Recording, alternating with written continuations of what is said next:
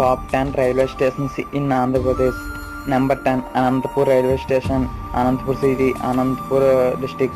Number 9, Kadapa Railway Station, Kadapa City, Kadapa District.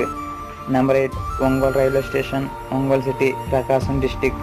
Number 7, Kakinada Railway Station, Kakinada City, East Godavari District. Number 6, Nellore Railway Station, Nellore City, Nellore District.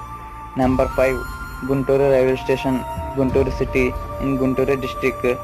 Number 4, Rajahmundry Railway Station, Rajahmundry City and East Godavari District. Number 3, Tirupati Railway Station, Tirupati City, Chittoor District.